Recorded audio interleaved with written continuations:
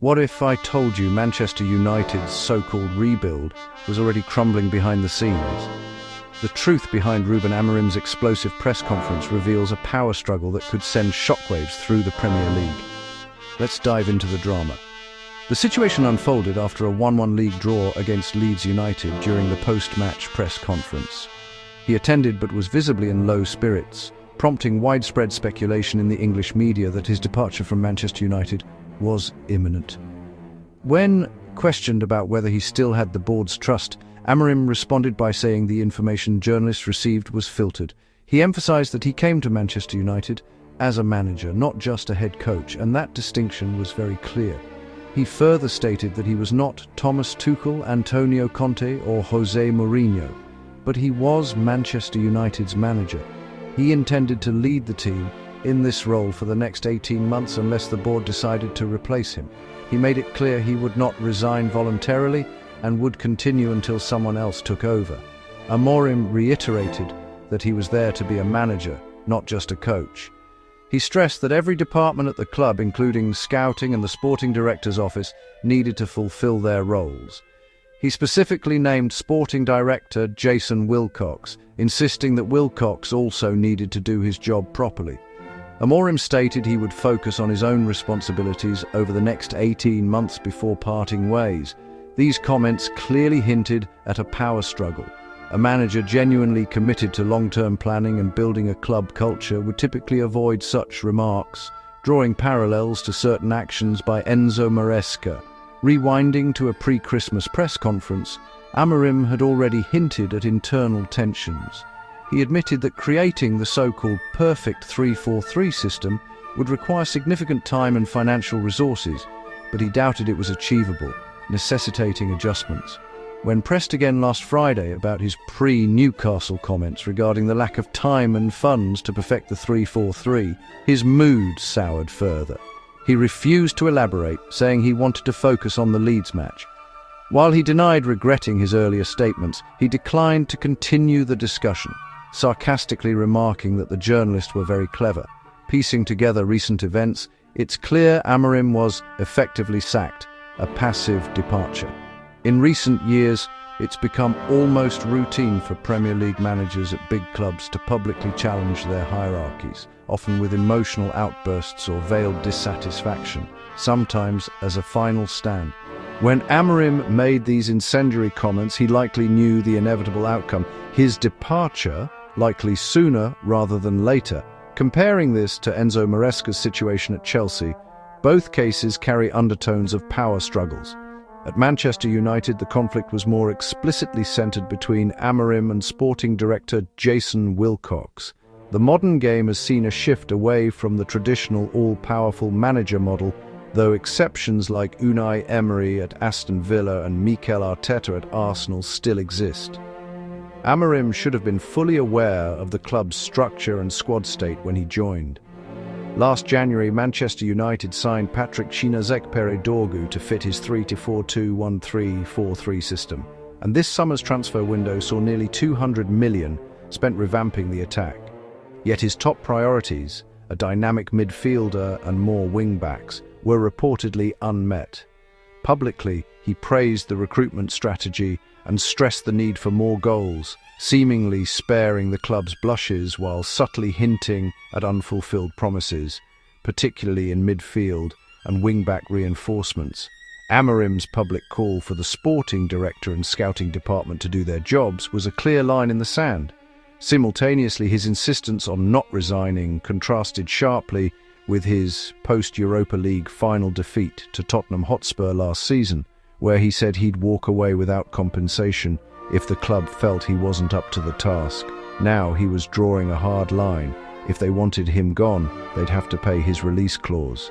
He also implied he had no intention of renewing, signaling a parting of ways in 18 months. These statements hardly sounded like those of a young coach determined to complete a rebuild or restore a dynasty. Manchester United had hired him for long-term cultural change, only to face yet another period of turbulence. Fit matters more than sheer quality. The question arises, did Manchester United conduct thorough background checks before appointing Amorim? He openly admires Mourinho, sharing his stubborn, strong-willed personality and treating tactical philosophy like dogma, all high-risk traits. There were also rumours of a $65 million bid for Bournemouth's Antoine Semenyo in January, but no major signings materialised. The hierarchy appears to be backing Wilcox. Media reports, including one by Jason Burt, suggest Manchester United may be headed for another round of upheaval given their history.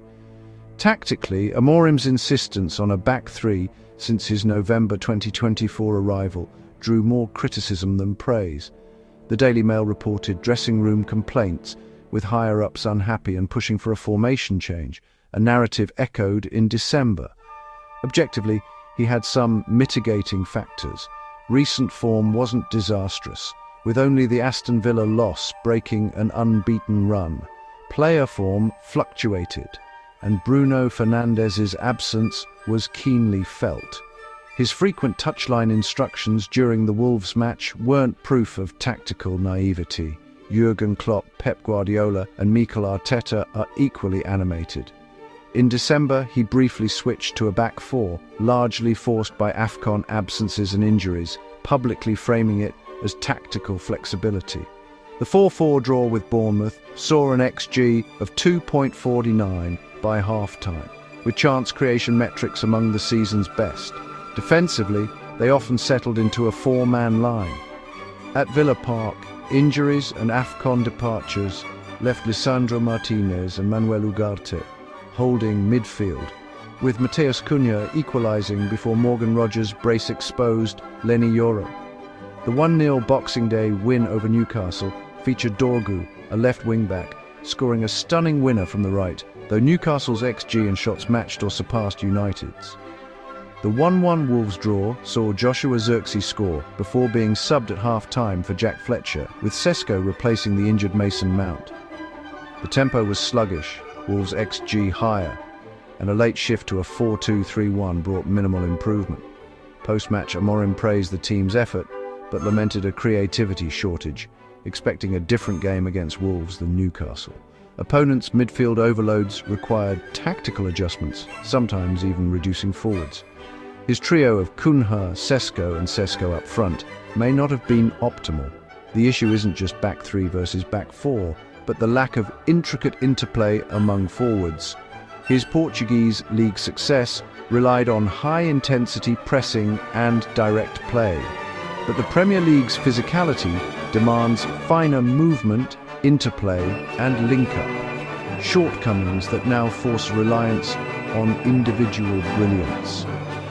Is now the right time to sack Amorim? The team is climbing the table close to the top four. Upheaval could be destabilizing, but if he's emotionally checked out, staying is pointless. Wilcox is another key figure. Sir Jim Ratcliffe's attempted poaching of Newcastle's Dan Ashworth backfired, with Ashworth criticising Amorim's lack of Premier League experience and preferring someone like Gareth Southgate. CEO Omar Barada and Wilcox ultimately sidelined Ashworth, having championed Amorim's hiring. Now they're reining him in. Media scrutiny will focus on Barada's role in this saga. Turning to Enzo Maresca, after a 2-2 Burnley draw fan booing, he skipped the press conference citing illness, sending Willy Caballero instead. A bad look. Recent months brought rumours of flirtation with Manchester City, initially denied, then admitted under league rules. His 5-year Chelsea deal is only 18 months old. After a 2-0 Everton win, he called the past 48 hours his worst, without explanation. Reports suggest medical staff's strict minutes management clashed with his desire for autonomy. His October switch to agent Jorge Mendes triggered exit talks, confirmed on January 1st. Mendes' involvement hints at back-channel manoeuvring. Without an exit plan, such tactics are unlikely. Chelsea's rebuild strategy, youth, wage control, high turnover, tests consistency. With 5 nominal sporting directors, Paul Winstanley, Lawrence Stewart-Key, a complex structure exists. Medical staff's cautious approach, exemplified by Reece James's management, extends to Pedro Neto and Wesley Fofana. Maresca sought to override medical limits, but the club refused. Links to Manchester City involve new sporting director Hugo Viana, tied to Maresca and Mendes. U21 coach Callum McFarlane took interim charge, earning a 1-1 City draw via spirited counterattacks. Chelsea's season has relied on absorbing pressure, quick breaks and midfield disruption, maximised with Moises Caicedo, Reece James and Enzo Fernandez fit. Any new boss will likely continue this template. Overall, both clubs grapple with power distribution, medical operational protocols and recruitment control. If Gareth Southgate emerges as United's favourite, it'd be a power play twist. At Chelsea, Liam Roseneur is rumoured as next boss, though Strasbourg fans' backlash looms. With similar league positions, short-term success hinges on in-game management and dressing room control. Long-term stability requires clear hierarchies and technical coherence. If you enjoyed this analysis, show some love by commenting, liking and subscribing to the channel. Your support keeps us going.